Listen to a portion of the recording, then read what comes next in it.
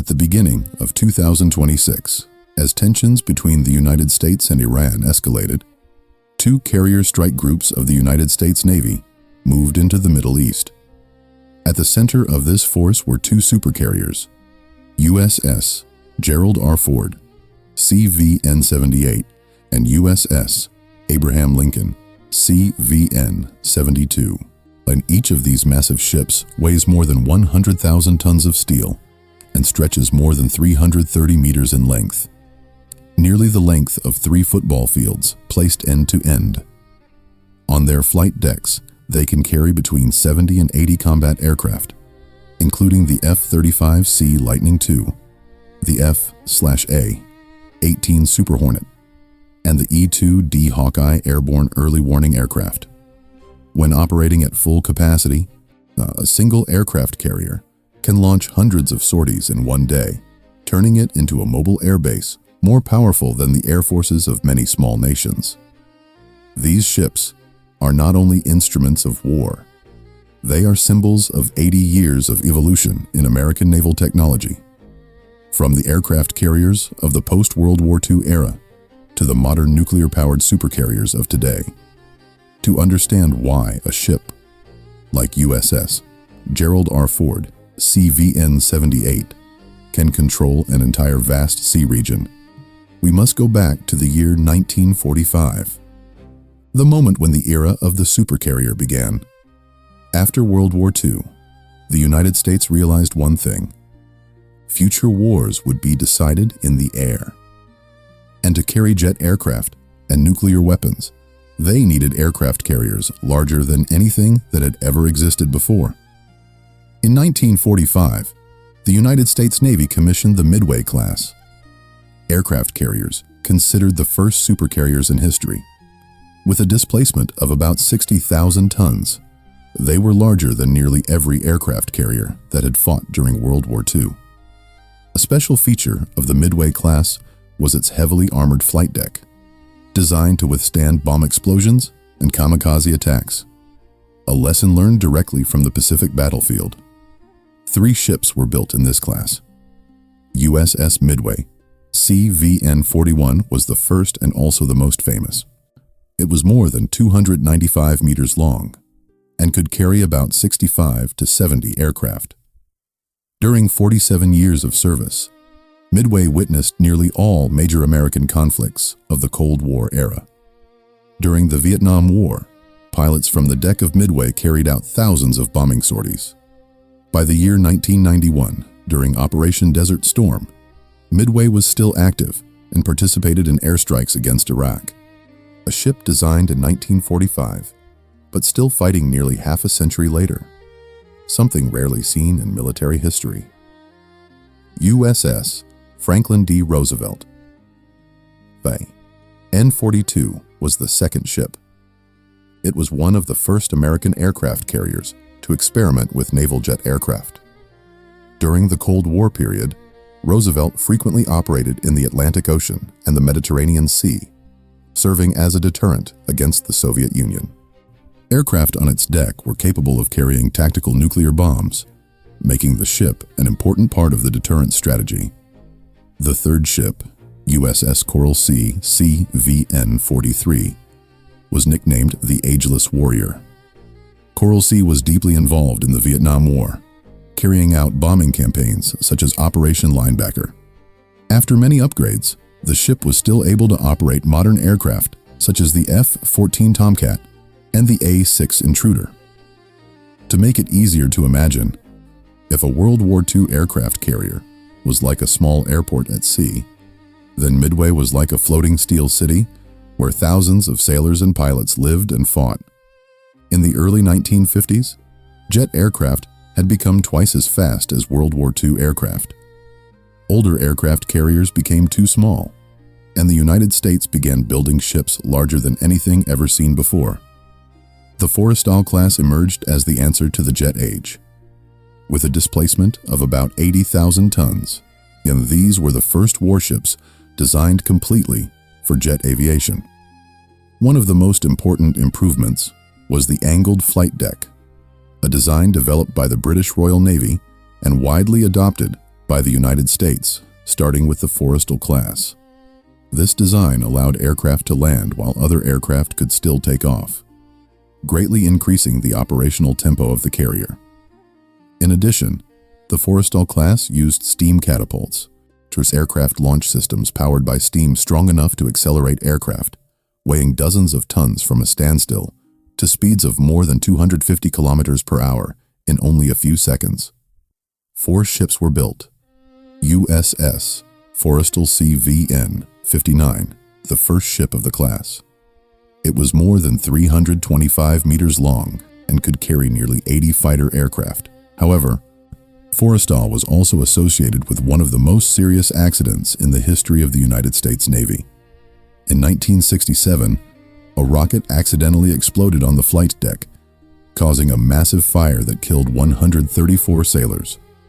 After this event, the entire safety procedure on United States aircraft carriers was changed.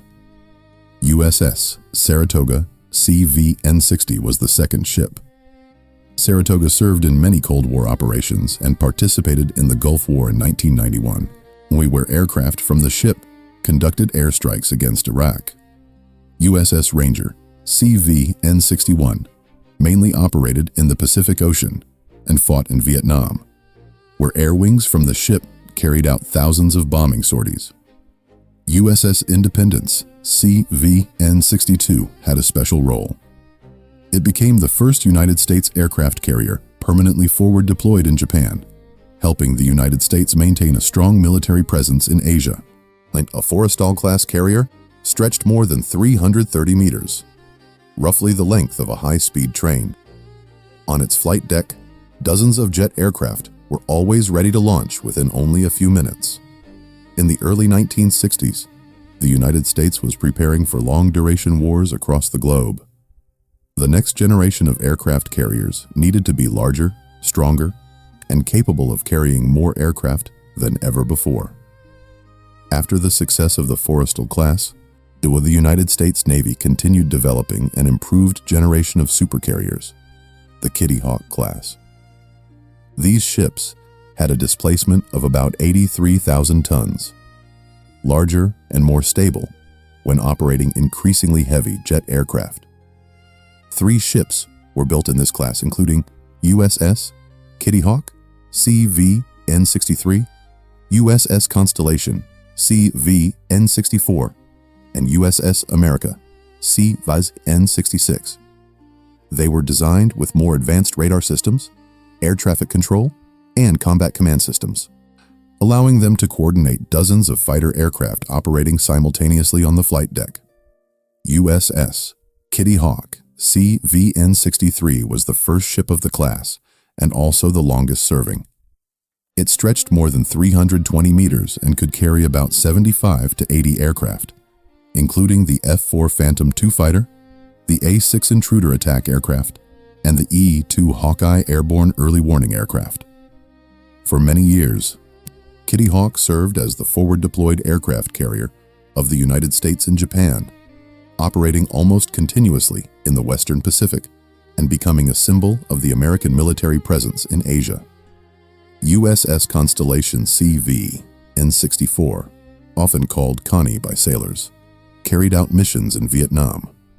From this flight deck, pilots conducted thousands of bombing sorties and provided close air support for ground forces. Constellation was also upgraded many times to operate more modern aircraft throughout the Cold War period. The third ship, USS America CVN-66, had a very unusual ending. After retirement, the ship was not immediately dismantled. Instead, the United States Navy deliberately sank it during weapons testing to study how well a supercarrier could withstand modern missiles and bombs. To make it easier to imagine, a Kitty Hawk-class carrier could carry nearly 80 combat aircraft, almost equal to the entire air force of many small nations. The Kitty Hawk class was a major step forward, but the United States Navy still wanted an even bolder technological leap. And that leap came from an entirely new source of power: nuclear energy. In the year 1961, the United States Navy launched a ship that could operate almost indefinitely across the oceans. It did not need frequent refueling because it was powered by nuclear energy. USS Enterprise CIV-N65 was the first nuclear-powered aircraft carrier in the world. This massive ship used 8 nuclear reactors, providing energy for the propulsion system and for all equipment on board. Thanks to this power source, Enterprise could reach speeds of more than 30 knots and operate for many years without refueling. This provided an enormous strategic advantage. The ship could deploy rapidly to any region of the world without depending on a fuel supply chain. Enterprise stretched more than 342 meters and could carry about 85 aircraft, including famous carrier-based fighters such as the F-14 Tomcat, the A-7 Corsair II attack aircraft, and the E-2 Hawkeye airborne early warning aircraft. During more than 50 years of service, Enterprise participated in nearly every major American conflict. It operated during the Vietnam War, carried out deterrence missions during the Cold War period, and later continued to participate in the War on Terror in Afghanistan and Iraq. If oil-powered aircraft carriers were like trucks that required frequent refueling, then Enterprise was like a nuclear-powered spacecraft capable of traveling thousands of kilometers without stopping. In the year 1968, the United States Navy commissioned a special ship. It was the last conventionally powered supercarrier before the nuclear era fully began. USS John F. Kennedy CVN-67 was commissioned in 1968 and was the only aircraft carrier of its class. The design of Kennedy was based on the Kitty Hawk class, but it was improved in preparation for future nuclear-powered aircraft carriers. The ship had a displacement of about 82,000 tons and stretched more than 320 meters in length. The most recognizable feature of Kennedy was its large, distinctive smokestack, very different from nuclear aircraft carriers, which do not require an exhaust system. The flight deck of the ship was designed to operate modern combat aircraft of that time, such as the F-14 Tomcat, the A-6 Intruder, and the F/A-18 Hornet. At peak capacity, Kennedy could carry 70 to 75 aircraft. For many years, USS John F. Kennedy CVN-67 mainly operated in the Mediterranean Sea, where it served as a deterrent during Cold War crises. The ship also participated in the Gulf War in 1991, when aircraft from its deck conducted many strike missions against Iraq. If American military power had a symbol floating on the oceans, it would be the Nimitz class, gigantic supercarriers carrying an entire mobile air force. When USS Nimitz CVN-68 entered service in 1975, the United States Navy entered a completely new era. This was a class of nuclear-powered aircraft carriers designed to dominate the oceans for many decades. A Nimitz-class carrier stretches about 333 meters, displaces more than 100,000 tons, and carries 70 to 90 combat aircraft. On its flight deck, aircraft such as the F/A-18 Super Hornet, the EA-18G Growler, the E-2D Hawkeye, and the MH-60 Seahawk helicopter operate as a complete air force. The Nimitz class consists of 10 ships, each named after an important historical figure of the United States. USS Nimitz CVN-68 was the first ship. It frequently operated in the Pacific Ocean and participated in many operations during the Cold War. USS Dwight D. Eisenhower CVN-69 often operated in the Atlantic Ocean and the Middle East, participating in military operations in Iraq and Afghanistan. USS Carl Vinson CVN-70 has a special story. In the year 2011, after the operation that killed Osama bin Laden, his body was brought onto the deck of this ship before being buried at sea. USS Theodore Roosevelt CVN-71 was one of the most active carriers during the War on Terror, launching thousands of sorties over Afghanistan and Iraq. USS Abraham Lincoln CVN-72 became famous for its role at the beginning of the Iraq War in 2003, when United States President George W. Bush landed on its flight deck during the Mission Accomplished event.